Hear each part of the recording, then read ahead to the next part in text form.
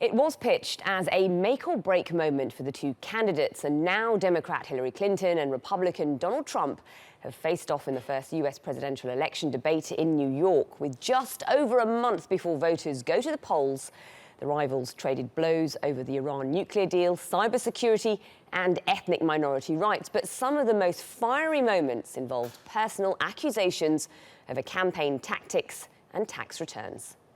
Well, I have much better judgment than she does. There's no question about that. I also have a much better temperament than she has. You know, I have a much better, totally out of control. I said, there's a person with a temperament that's got a problem. Secretary Clinton. Woo, okay. I will release my tax returns against my lawyer's wishes when she releases her 33,000 emails that have been deleted. As soon as she releases them, I will release my tax returns, and that's against my lawyers. They say don't do it. I will tell you this. No, in fact, watching shows, reading the papers, almost every lawyer says you don't release your returns until the audit's complete. When the audit's complete, I'll do it. But I would go against them if she releases her emails. So it's negotiable? Why won't he release his tax returns? And I think there may be a couple of reasons. First, maybe he's not as rich as he says he is. Second, maybe he's not as charitable as he claims to be.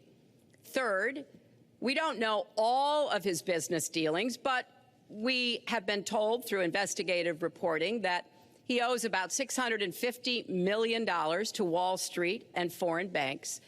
Or maybe he doesn't want the American people, all of you watching tonight, to know that he's paid nothing in federal taxes, because the only years that anybody's ever seen were a couple of years when he had to turn them over to state authorities when he was trying to get a casino license, and they showed he didn't pay any federal income tax. Earlier this month, you said she doesn't have, quote, a presidential look. She's standing here right now. What did you mean by that? She doesn't have the look. She doesn't have the stamina. I said she doesn't have the stamina. And I don't believe she does have the stamina. To be president of this country, you need tremendous stamina. The quote was, I just don't think she has a presidential look. Wait a minute, unless you asked me a question. Did you ask me a question? You have to be able to negotiate our trade deals. You have to be able to negotiate, that's right, with Japan, with Saudi Arabia. I mean, can you imagine we're defending Saudi Arabia, and with all of the money they have, we're defending them and they're not paying? All you have to do is speak to them. Wait, you have so many different things you have to be able to do, and I don't believe that Hillary has the stamina. Well, let's find out whether Hillary did have the stamina. We can speak to TRT World's Kilmeny Duchardt, who is in New York, where she watched the debate. Let's cross to her live now.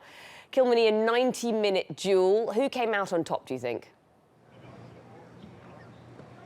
I mean, Asha, I don't even know where to start. I mean, if we're talking about the first quarter of this, Donald Trump came out very strong. I mean, I guess it helped the fact that right off the bat, the host and moderator, Lester Holt, started talking about the economy and how each candidate would work to create jobs. So certainly Donald Trump is using his business record to talk about how exactly he would do that, and also attacking Clinton for her support of trade deals like NAFTA and the TPP, trade deals that he says benefit other countries and cost American jobs. But it didn't take long, especially from the sound bites that you just heard there, for Hillary Clinton to get under Donald Trump's skin. Of course, a lot of preparation went into this with the Clinton campaign. They had a lot of mock debates with Clinton's longtime aide, where he actually really practiced Donald Trump's personality and tactics. But we saw a very cool, calm, and collected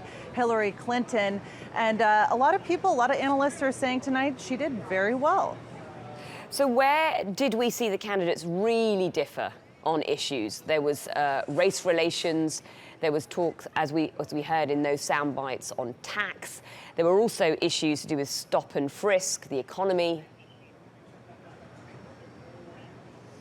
I mean, as you just mentioned there, I think one of the biggest issues making headlines across America are race relations in the wake of 2 police shootings against African-American men, not only in Tulsa, Oklahoma, but also in Charlotte, North Carolina, where we've seen these incredible protests. It continues to be an issue, and of course, it's been highlighted in the U.S.